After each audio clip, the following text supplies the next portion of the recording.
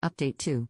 During a fancy family vacation, my husband and his family insisted I pay for everything since I owed them from marrying their son. When I refused, he snatched my wallet and threw it in the ocean, laughing. I calmly sipped my drink and said, "Good luck getting home without me." His smug smile vanished as reality hit.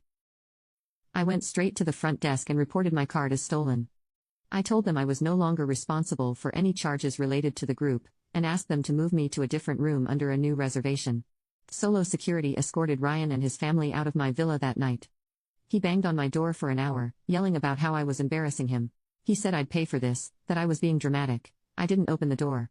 The next morning, I got a massage and ate breakfast alone, overlooking the water. I'd never felt so clear-headed. After they got kicked out of my villa, Ryan and his family were moved to a regular guest suite. Not oceanfront, no butler service, no champagne trays, just a basic room like everyone else. It hit them hard. But here's the kicker, none of them had working cards. They had been relying on me to swipe for everything. Every meal, every drink, every boat ride, every damn coconut. Turns out his dad's wealth was more of a story than reality. He had sold most of the dealerships. Ryan's mom's card got declined. Ashley's card worked once, and then was flagged for fraud because they were out of the country, and never told their bank. And Ryan? His account was overdrafted by $326. That's not a typo, he had a negative balance. They were broke, stranded, and pissed. They tried contacting the front desk to get me to talk. I told the hotel staff I wanted zero contact. I blocked Ryan's number. I blocked his mom. I even blocked Ashley after she left me a voicemail saying I was ruining her vibe. 2 days after the beach dinner disaster, I got a call from a random number. I almost ignored it, but something told me to answer. It was my sister. "Hey," she said, "Ryan just called me, crying on Facebook Messenger from a hotel lobby." I said nothing. He said you're punishing him, and that he hasn't eaten since yesterday. He asked me to wire him $400. I nearly laughed. I told her, don't send him a penny. He has choices, just none that let him keep pretending he's in charge. She said, he's freaking out. He threw my wallet into the ocean, I replied. She went silent for a second, then said, okay, fair. That night, the hotel manager called my room and asked if I had a moment. He came to my door along with security. Apparently, Ryan and his family had been sneaking into areas meant for premium guests. They had been trying to dine and dash, leaving restaurants without paying, claiming they were on a shared account. They weren't. The manager said, we don't want to get the police involved, but we do need to resolve the charges. Do you know how they plan to pay? I asked, what's the total? He pulled out a paper. Over $8,000, I said, not my problem. He nodded. Understood. Later that night, I received an email.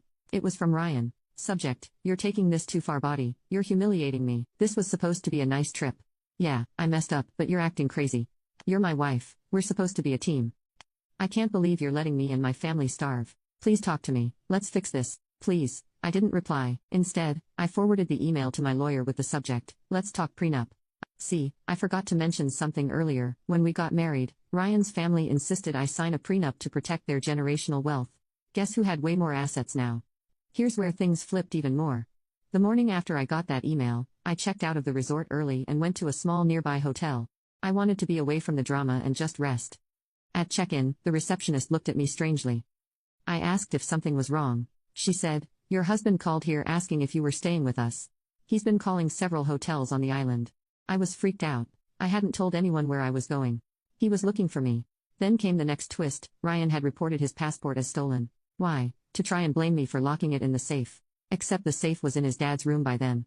He had taken everything after they got kicked out of mine. Now the embassy was involved. I got a call from a U.S. embassy worker. Calm voice, polite tone.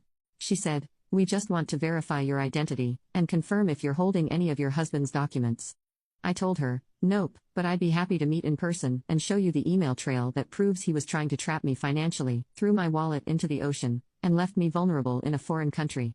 There was a long pause. She said, I see. Thank you. If we need more info, we'll contact you. That was 2 days ago. Ryan and his family are stuck in the Maldives.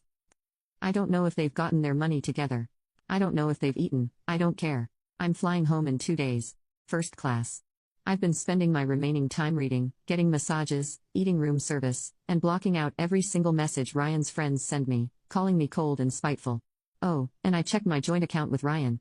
He tried to pull money. Guess what? I had already frozen the account the night after he threw my wallet away.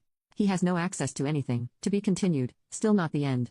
Not even close. 2 days after his missing passport claim, I was having breakfast at my new, quiet hotel when a staff member approached me.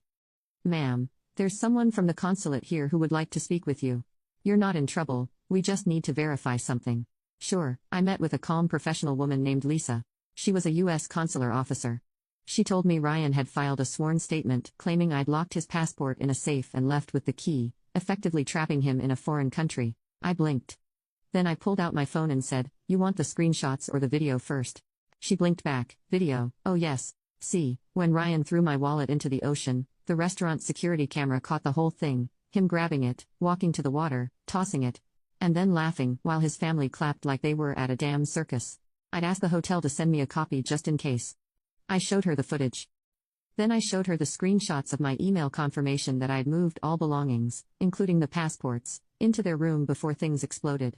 Timestamped. She asked me one final question. "Do you want to file a formal statement about his actions?" I said yes. I don't know what happened in detail after that, but about 6 hours later, I got a text from a number I didn't recognize. It was Ryan. "I'm so sorry, I shouldn't have involved the embassy. This is spiraling, please call me." The next morning, I checked my email. Among the junk and spam was a new notification from my bank. Subject: Suspicious login attempt blocked. Someone had tried to log into our joint investment account from a new device. In Texas, I was confused. I'm in the Maldives, Ryan's in the Maldives, his family is with him. So who the hell is back in Texas trying to access our account? Well, I called my attorney. He ran a quick background check and digital trace using some firm tools. Turns out Ryan had given someone back home access to our shared login info, specifically his cousin Darren. Why? Because Ryan assumed that if he couldn't get the money himself, he could have Darren transfer the funds before I caught on. Only Darren didn't know I had two-factor authentication. Now you can watch the second part by pressing share and more.